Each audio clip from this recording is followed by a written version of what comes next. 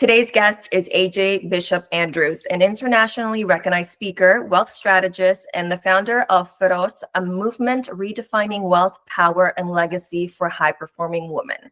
After two decades in leadership at major financial institutions, AJ realized that traditional success no longer fit and turned that reckoning into her life's work. Through Feroz and her forthcoming book, Rich Like Her, she helps women lead with clarity, power, and self-trust. Welcome, AJ. Thank you for being here. Thank you so much for having me. I'm so excited to dive in. First off, we want to start talking about your business. I want to hear more about this sort of realization that you had, that you're like, this traditional success corporate career is just not fitting in, and that sparked for you to start your own business. So can you kind of tell us a little bit about like what sparked it? Like go a little bit deeper into that for us. Yeah, I would definitely say that, like many others, COVID was the great awakening, if you will, right? The ability to slow down and really get more up close and personal with the life that I was leading rather, and just honestly feeling like, okay, I went to college, I have a good job, I have the house. At the time I was dating now my husband, and on paper, everything looked as it should have. Yet I was in this place of like, there has to be more to life than just working the 9 to 5, the grind, like the conscious or unconscious patterns, right, of waking up every day and feeling like it's the same day as yesterday. And so what I was really clear on, and I've been clear on probably for at least the last 10 years, is that, right, women are just these powerful beings who haven't had the same opportunities to relate to work and success and wealth like men. For example, excuse me, back in the 70s were really the first time a woman can even have her own checking account without being married. And like, if you really think about that, that's not a long time ago. Like that really isn't that long ago. And so we are, right, I'm my mom's wildest dreams. My generation and your generation, we are living lives that are very different than what our parents or even our mothers or our grandmothers thought was possible. Yet I found myself, and I think I've talked to a lot of women who also find themselves like, wait a minute, I did everything right, but I still am not feeling happy or content or fulfilled. And so COVID really sparked the light in me to be like, what is it that I'm meant to do in this next chapter? And I came into the business, the wealth management business, by accident, but I stayed because I didn't see other women that looked like me. I didn't see many women at all in leadership positions. And I just knew about 5 years ago that something needed to shift, but I wasn't 100% sure exactly what that was. So that's what started the journey. But what's kept me in the journey is just conversations like this and reaching and speaking to women and working with women who feel the same way, right? Like they're in the same place where the traditional path of success does not equal happiness and fulfillment in the way that we thought it would. Yeah. Oh my gosh. As you're saying all this, I hear so much of my own story in it, that it's like on paper, everything looked like everything was checked off, but it's like the reality was there was a disconnect between how one feels and like that checklist of the quote unquote American dream is what I like to say. It's like we've been sold the wrong American dream, it's been a lie. Because something that you touch on as well is like history, like society was built for men to lead it. And that's not where we are, but yet we're still following those same societal norms. So what you're doing is very beautiful because you're helping women break that societal norm that doesn't fit anymore in 2025. 100%. And the reason, like the biggest impetus for me was realizing that in 10 years, the majority of wealth in the United States will be owned by women. And yet, when we look at research and studies, women feel more unconfident and a lack of confidence, if you will, with making financial decisions. And if we're getting all of this wealth, we're getting this power, if we're getting this transition, if we're not in a place where we feel capable, confident, resilient in our ability to trust ourselves and make these confident financial decisions, right, we're just going to get more of the same. And so that's really what the heart and the spirit of Feroz is. Feroz means fierce in Portuguese, but it's this idea that like we need more women to become fierce. Like I think of Beyonce and her Sasha Fierce, right? We need more women to become fierce in their decision making and their confidence in themselves so that when this wealth transfer happens, we feel really great about what our vision and our purpose and our legacy will look like. I used to have someone that was a part of a mastermind with, and she said, when I'm feeling lack of confidence and this lack of fearness, she's like, I ask myself, what would Chad do? So Chad is like this imaginary, like white male. Like, what would he do? Because he would not question things. He would not second guess himself. He would not like discount his services. He would not be doing all these things because, like, again, like society is built for that person to be successful or historically, right? So it's like she would put herself in this position. And I think it's kind of what you're touching on here. It's like, if women are going to be the leaders, especially in wealth, it's like, well, we need to now start thinking like that, you know, like things are for us, not for others. Yeah, what you're really pointing to is what I call, right, the psychology of confidence, right? The mindset that's required to be able to do the scary things. And at Feroz, we have 5 pillars, right, in which we say to become Feroz or to become fierce. And the first one is clarity, right? Understanding what are the rules, the roles, I call them the invisible rule book, right? What is it that was created and put on me that I've just been living through on default because that was what I was told to do, or that was what I was expected to do, right? This idea of expectations and, you know, how things should be, right? Like I know personally growing up, I'm the youngest of 3 girls, all girl family. I now live in a house full of men. But the word bossy, like I was called bossy all the time. And let's be honest, bossy is a word reserved for women. Men are not called bossy. And I didn't ever take that as a negative connotation until I got into the corporate world and people are like, you're a little bossy. And I'm like, well, I'm just telling you what I need done now or what my truth is. And people would always say, well, that's, you know, confidence. Well, it is. Mindset is a piece of confidence, but the piece that I think is really missing is the strategy behind it too, right? So truly becoming feroz or fierce or being financially confident is a mixture of psychology, right? Having the right mindset, but then it's also having the strategy. And I think that's where the biggest riff is, if you will, right now in the world, right? We've got a lot of money mindset coaches. We got a lot of financial coaches that have had an experience where they were stuck, they figured their way out, and now they're teaching others, right? How to have a mindset or how to do the tactics, if you will, of how to overcome debt or learn how to, right, negotiate your salary as an example. So that's great. We need that. And then we have the financial services industry, the wealth management industry that's focused on strategy, right? Like how do you invest your money if you want to retire in 10 years? Or what do you do if you want to save for college for your kids? That matters too. But where the gap is in my vision and why we exist at Feroz and why I do the work I do is someone who can bring those 2 bridges together. Because without both, you're stuck, right, in wishing, positive thinking, hoping, right? Like if I just have a positive attitude and if I just think that money is abundant, that's great. But if I don't have a strategy to support that, then I'm just kind of walking around in circles and vice versa. If I just have strategy and I'm only talking about logic and numbers, then there's no emotions, there's no soul to money.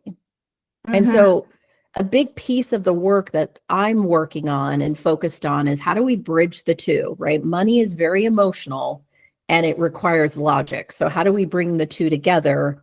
And that's the beauty of what's called financial psychology, which is something that I work with clients and talk about when I do my facilitate my workshops. That's amazing. I love what you're touching on because I feel like we collectively in a lot of industries we've been heading that way where it's like it's not just, you know, the strategy, you need the mindset behind it. Because, you know, I'll use marketing as an example in business because that's my sweet spot. But it's like everyone is out there doing TikTok dances. And it's like, okay, but like if you don't like to dance, you're not going to see the success that they're having. You're not going to go viral from it. Like it's just not going to happen.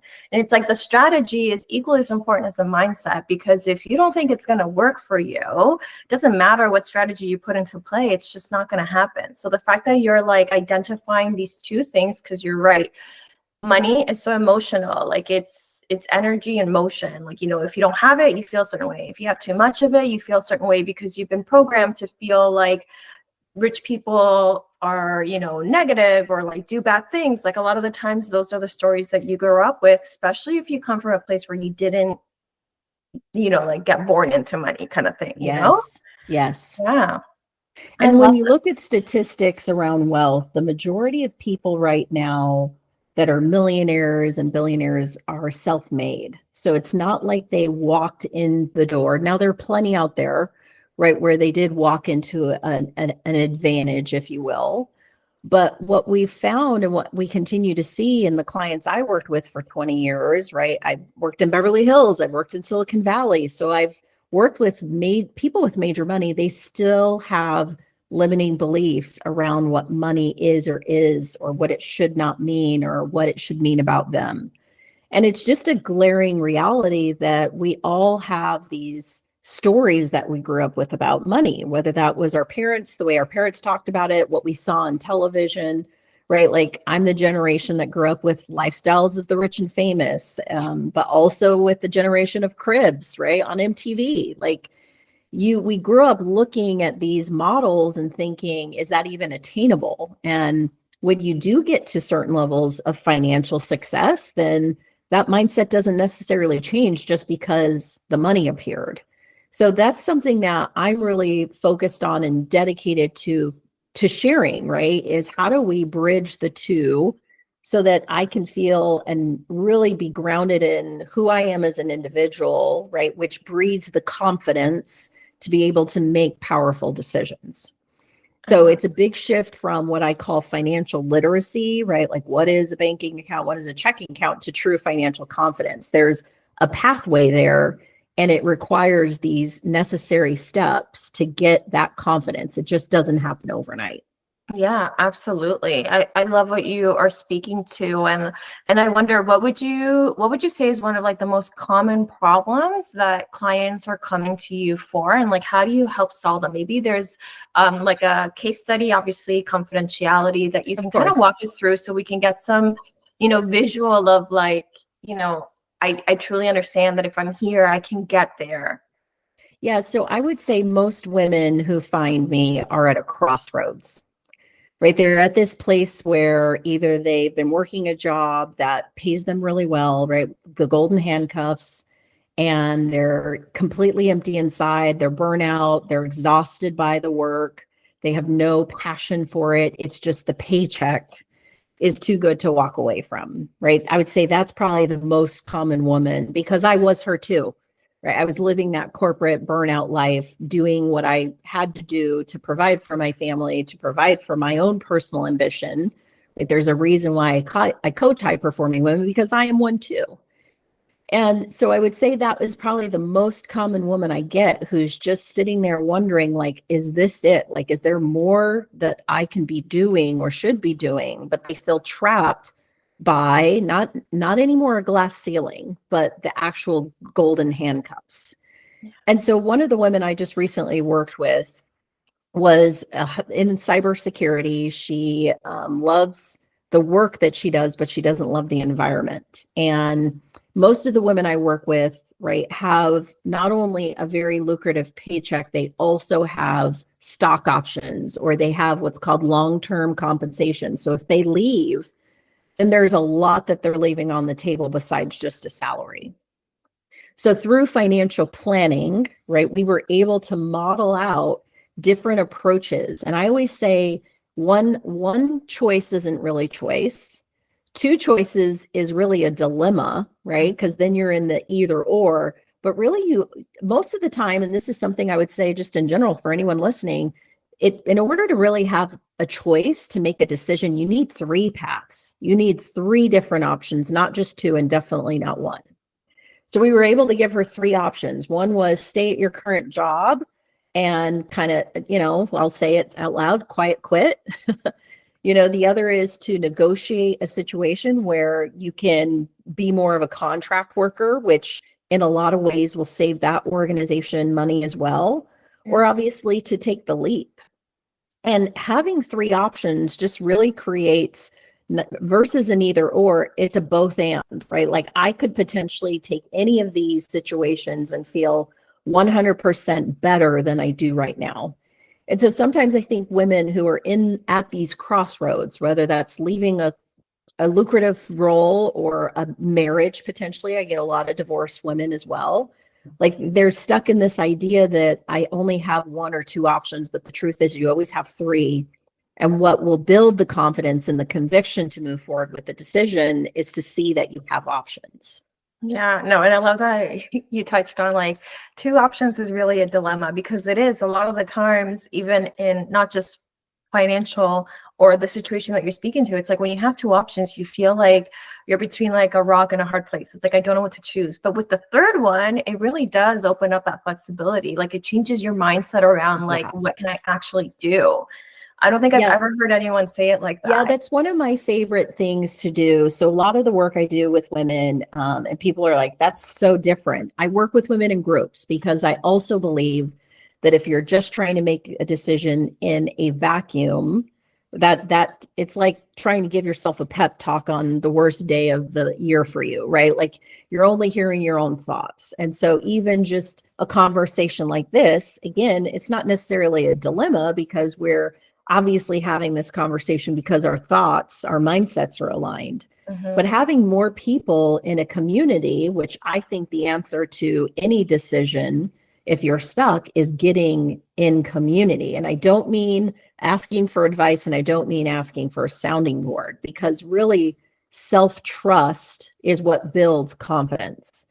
So having a community of women or having a circle of supporters, as I sometimes call it, helps women look at all of the options that they potentially could have never thought through, right? Like there's nothing better than a girl coffee or brunch, and you're just sitting there, someone has a problem and you all start, getting in that creative process. That's one of my favorite things to do. It's one of the events I have on a consistent basis, because when you're able to just be in this true place of anything's possible, and you can see it because other women have either A, experienced it, or B, know someone who has, it makes the path not seem so scary.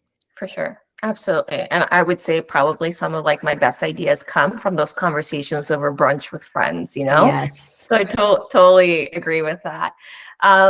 Okay, I just want to I want to kind of like peek behind the curtain of what it was like for you to actually start this entrepreneurial journey for yourself. So looking back on it, what would you say were some of the biggest challenges, or one of the big challenges you faced in the early days when you decided to kind of walk away from that corporate 9 to 5 and start your business? And how did you work through that? Yeah, I would say the biggest thing that comes to mind is it was definitely a journey. So I'm the type of person that once I make a decision on something, I take the leap and I'm all in. But looking back, that was actually never the path. And this is now what I teach most women is don't take a blind leap of faith, right? Like it just isn't the responsible thing to do. And so because of my experience, I now teach women like what are these 2 to 3 to 5 different paths you can take. One would be, and the experience I had is I did leave my job full time. And I was doing the work that I loved. And I did have some financial success, but then there was a lot of pressure behind the passion and the joy and the excitement I was having, doing my own thing. So then I went back to work, and I would not change that whatsoever because it was such a great experience. It was actually the next level of conviction and confidence I needed to remind myself that I am on the right path. So I think the biggest piece of hindsight and knowledge I feel like I've learned in the past 5 years is there is absolutely nothing wrong with going back, right? There's nothing wrong with starting, not over, but starting again. I use the word begin again, right? Like there's nothing wrong with beginning again, because when I left in 2020, right, with my first corporate exit strategy, as I like to call it, I had full faith and confidence that that was going to be the end. Well, a lot of things happened in my life, and I needed to go back to work. And so I did. And I'm grateful I did that because it provided the financial stability my family needed. And it also built my confidence to be able to take my vision of Feroz to the next level. Mm-hmm. And so I think like sometimes as women, we get stuck in, I talk a lot about this in the book around this idea of perfectionism or comparison, right? Like, oh, she did that in 1 year. Why couldn't I? Right. Like we all see these influencers, we all see these personalities that it feels like they're an overnight success. And the reality is there's a whole story behind that and turns and twists that we don't get to see, but are necessary to build our resilience and to build our, our muscles to actually experience the joy, the success, the peace of mind, whatever it is that you want on the other side. Yeah, for sure. It's like you need to go through all those lessons and that path to actually be able to hold the success properly. I think sometimes we Yes. forget that. It's like if I were to hand you $1 million right now, like, do you know what to do with that money to actually be successful with it? Like, have you had Correct. enough strategy, learning, life experience to be like, I know exactly what I want to do with that? And like, this is, it's a little different. Otherwise, like the fear kicks in and then you feel like every decision is a bad decision. Well, and So, it's fear and it's also just habit. So, if, yes. as you were just talking about getting $1 million, when I was very first starting my career, I worked in Arizona near a bunch of Native American tribes, and they would get some of this particular tribe would give their 18-year-olds a pretty reasonable size of money once they turned 18. And the sad news is very few of them had that same amount of money in a year's time. Most actually ran out within 90 days. Wow. And I don't blame, right, them getting the money. I don't blame any of that. I blame that they weren't psychologically and strategically prepared for that money. Mm-hmm. Right. It's just like the statistics around lottery winners, like the many that go bankrupt, celebrities that make multi-millions, professional athletes that make multi-millions going bankrupt because the mindset and the strategy are not aligned with their true nature. They're following other people's rules, or they're potentially picking up old habits and not addressing those to really be fully capable and ready for that level of wealth building. So Yeah. that's the gap, and that's the work that we do because it's necessary, right? It's not only a nice thing to have anymore, it's a necessity. If there's a statistic that it's called shirt to shirt sleeve, but the second generation, so let's say you become a multimillionaire in your lifetime, if you don't teach your children how to live, learn, think, and talk about money, there's a 70% chance that your children will lose the money that you've acquired. And then the third generation, it actually goes up to 90%. Wow. So that's why, right, focusing on women is a big thing. A lot of people are like, well, why don't you help men? And I'm like, because women, we're meant to pass on legacies. We're meant to pass on wisdom and knowledge. And so if women can get these narratives and these scripts and these stories and this strategy right, the likelihood of her generations and her generational wealth passing on is inevitable, because right now the statistics look terrible. And that's really the focus of what we do, is disrupting, right, that 70%. We want all the women we work with, we call it women and their families, we want them to feel so confident in their strategy that they pass that on to their daughters, right, who then pass it on to their daughters. I love that. I love that. And one thing that you mentioned when you were talking about like the challenges that you face, it's two things actually. You mentioned that it's not always a straight path. Like you weren't expecting yourself to take a step back. So even, like your clients, it's like sometimes it feels like a step back, but I'm doing like air quotes here because it really isn't. It's just like your Correct. path is not actually meant to be a straight line. If it Yes. was, everyone would be doing it. It's just not how it works.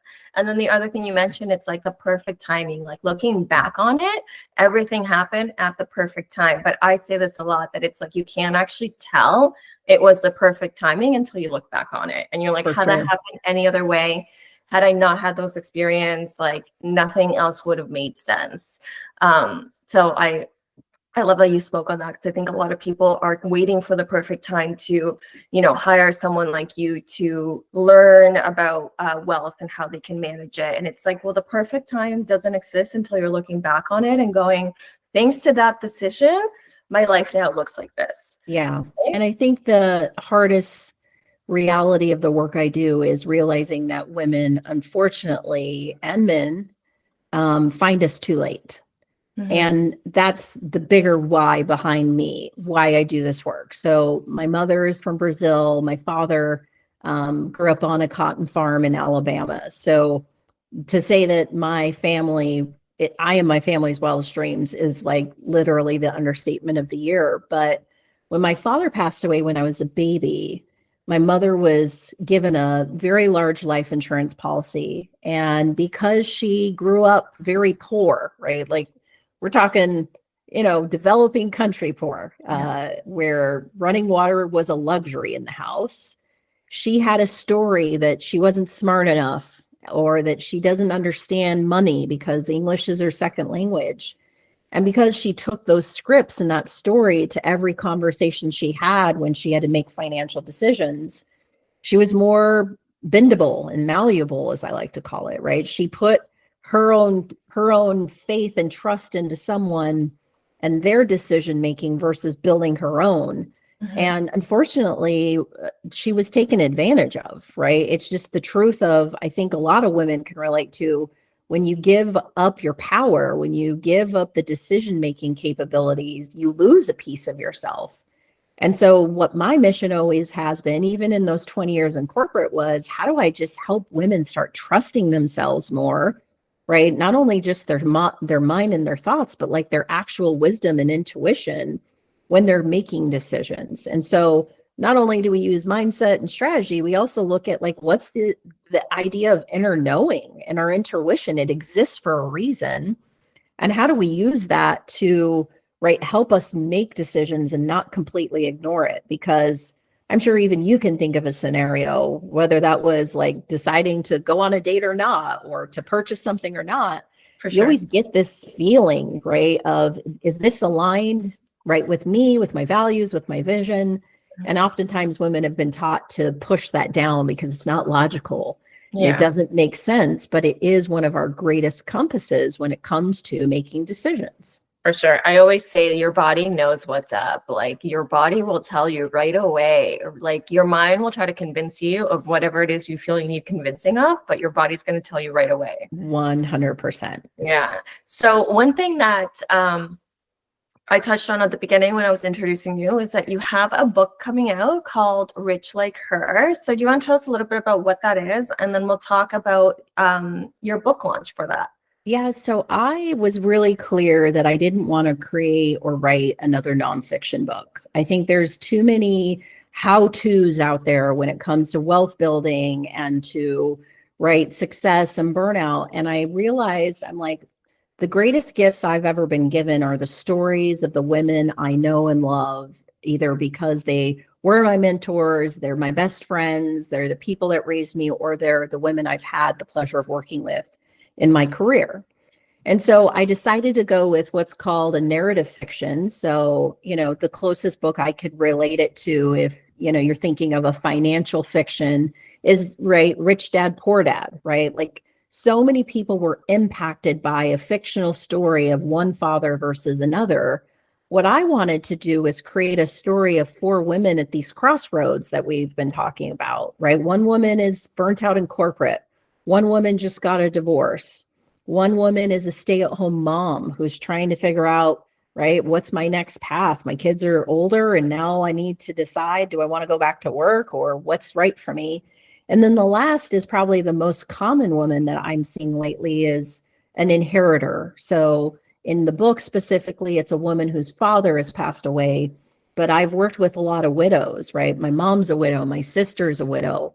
I'm actually the only woman in my family who hasn't lost a husband to death. So it's becoming more and more frequent. And as we know, women live longer than men. Mm-hmm. But what I wanted to do was really get into the psychology, right? The financial psychology, the emotional psychology of women at those crossroads, in the event there's other women out there who are at these crossroads, and what are some of the decisions that are necessary to make in these very emotionally charged moments.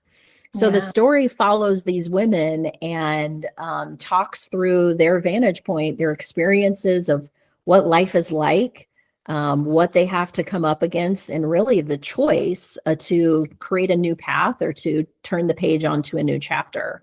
So it's really an invitation for women to get into the psychology of, right, why do I believe success means this, or who told me what wealth meant is nothing but money. And it's just a really beautiful journey of these four women who never meet in the story. But I think that, right, those women who read it will see that, like, there's a lot of commonality, whether you're a mom or not, or whether you're an executive not. This collective experience as women that we go through around questioning and doubting ourselves, right? Not being honest with what we really want and having that courage to go after it. So it was a lot of fun to write. I wrote it because this year my mom got diagnosed with dementia. And I just really wanted to have a place to not only honor her, but to be in this space of a crossroads, candidly, right? Like, I'm in a crossroads. I'm taking care of my stepsons, and I'm now potentially going to be taking care of my mother. So it just was an amazing experience and gift to be able to write a fiction, if you will, from the lens of my own personal experiences and the experiences of women that I've loved and cared and worked with for long periods of time. I love that. It sounds like an amazing book. I can't wait do you have a launch date for it or not yet? So the book launches on January 6th. Okay. On 1/6/26, and we are in full on getting it all set up. My most favorite piece of the launch is anybody who purchases the book will have an opportunity to attend a 3-day virtual training where we're going to go through all that I've been speaking about in great detail. And it's just, it's honestly my biggest gift to just be able to pass on what I know, right? It just really feels like this is my legacy. This is a big part of what my next chapter looks like, is passing what I know on to women and their families so that they can continue to choose and create their own legacies. I love that. I love that. Okay. So as you were talking about it, I was jotting down some ideas on how we can add to your book launch for it. One thing that came to mind, because this is a story about women and empowering women, my brain is a little, let me get out my piece of paper here. My brain is a little crazy sometimes. No, I love it. I love it. I love creativity. It's such an important part of decision making. Yes. So true. Okay. So what I was thinking would be cool, it would be some sort of a bookmark, but it's actually a bill. Ooh. And sometimes you can actually get, so it'd be cool if it would be a mirror, but obviously that would be very heavy and expensive. But if you were to do some sort of paper that's kind of reflective in the middle, so then instead of it a picture of a man on the bill, it's you see yourself. Ooh, spicy. Right? So it adds to that confidence that Feroz is all about. And it talks about the wealth, and it lines up with the book itself, because the book is about every woman has her own story, and this is the psychology behind it, right? Ooh. So I thought that would be I love that. I was actually looking at bookmarks, and I was like, no, these just aren't quite hitting the mark. I love that idea.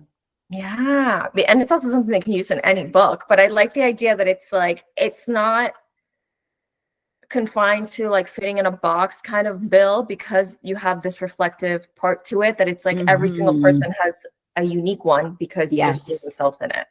And that's so true, right? That's you are getting an A+ on the assignment, girl, but that's it, right? Wealth is so intimately unique and dependent on the individual versus what we've been taught to praise, idolize, worship. And the sooner we get clarity on what wealth really means to us, I call it whole woman wealth, right? When we get that clarity around, no, wealth means spirituality, it means my connection to God or the universe or to my family, or no, wealth to me is being healthy and having a body that makes me feel energy and having, right, eating organic foods or attending yoga retreats, like that is truly where wealth is born, not necessarily in the zeros in your bank account. Now, Yeah. both are needed, right? And a piece of wealth is money and finances, but really for that fulfillment, that contentment, that legacy, it's a much bigger picture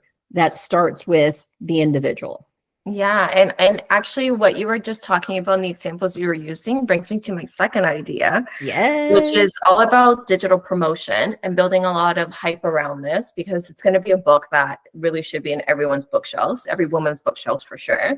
But there's been a lot, if you're on social media, you've probably seen like the Summer Eye, which is from the show called like The Summer I Turned Pretty. So then everyone's creating their own, like the Summer Eye went to Europe, and then it's like a carousel of like pictures of them in Europe. The Summer Eye, whatever. So if we were to kind of take that concept but use it for this wealth conversation, the things that you're talking about, that it's not just money. So it's like we'll use the word summer for now, but like the summer I realized money wasn't just in my bank account. And then like each person kind of fills in, like what they actually learned wealth to be. So then you can create hype around it, and this connection that you just kind of dove into of different examples of what wealth actually is. It's not just the money in your account. That's just one part of it. I so love that, because one of the things, completely transparency, like vulnerability, is right. Writing a book it's work. And my entire focus and energy has been writing the book, because I wanted it to be, right, the essence of every word, like being thoughtful. That now thinking about promoting it is a whole, like, another skill set, muscle, if you will, that I get to learn how to flex. Yeah. And as I've been thinking through that, I'm like, we're getting ready to go to the holidays. Right. Like I woke up this morning, I'm like, how are we almost in October? And what I love about this idea is it could be something that we start looking at for the holiday season, as people start to get into the stories about money and what I can or can't afford for my kids' Christmas. Or, it's the end of the year and I thought I would be here, but I'm not financially. So I think there's, I really love that. And I feel like you've just given me such a gift in, right, your creativity, but also just in your ability to really listen to, right, the essence of what I'm trying to create. Because, I think I would love for this to be a disrupting message of, hey, like, let's make this holiday season about women getting everything they want out of 2026, because it's time, right? The money's coming, right? We know next year it'll be 9 years, not 10. How do we continue to just give women the tools, the resources, the community that they need to build that confidence? Yeah. So what I wrote that could work is like the holiday, I actually learned what wealth means, or something along those lines. The other thing that you're touching on is community, and you mentioned that a lot throughout our time here together, how that's a big component of it. So I love that you're including this 3-day workshop. But is there a community component that you could do, like an in-person, either it's like a book signing, but something for you and visualizing more, it needs to be more like a Q&A, or like an open space for people to ask questions and have like vulnerable conversations. Like I feel like that's the space that this book is going to flourish in. So good. And what we're actually working on with my publisher right now is, I didn't want to call it a book tour, because the book is the book, but really the book is meant to spark and incite community, right? Like my vision is there are community, like little circles around the nation of women who have found other women on this same journey, right? Like they're in this place of, hey, like, I'm very grateful for what I have, and I know there's more that's possible. And so one of the things we were talking about as part of my book launch, right, rather than a book tour, is having what we call Feroz circles, where we get women together and we have these more really curated, but also intimate discussions around how do we work through some of the things that we no longer want to keep, right? How do we want to let go of some of these stories, these beliefs, these different expectations that have been given to us, and how do we move forward from that? So I love that you like that idea. It validates an idea that we had, that we're wanting to pull off. The beauty of my corporate past is I have a national network from traveling, and I was looking at different areas. So be on the lookout, because I think that's something that will definitely add. And I Yeah. appreciate you sharing that, because community really is such a gift. Yeah, yeah. And you mentioned that's such a big part of what you do. So it would almost be a disconnect to not incorporate that in this book launch.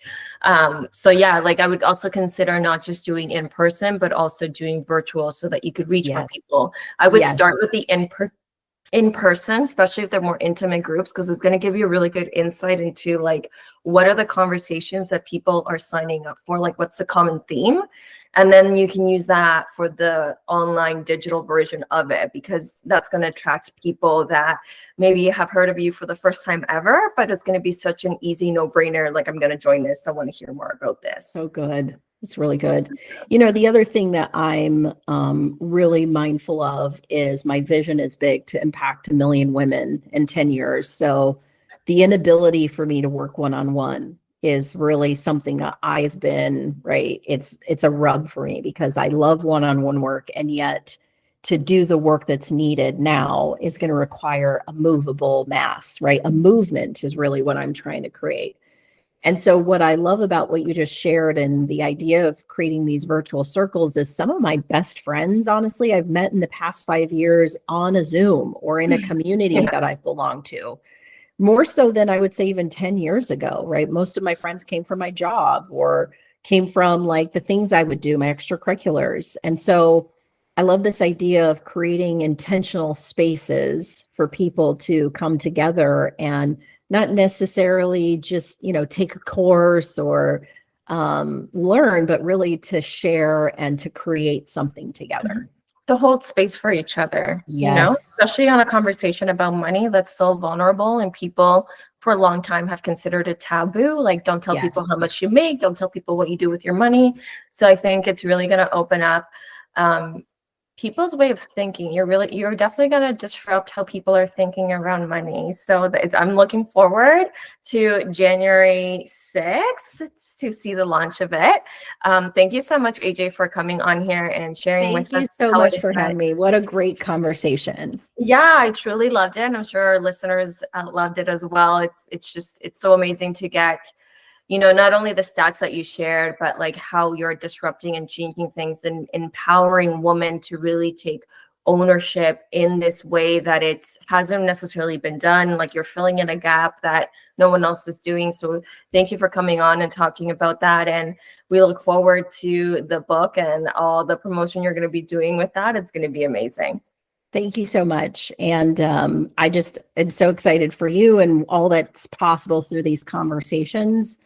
Your heart is generous. I can see that over and over again. So thanks for having me. Thank you so much.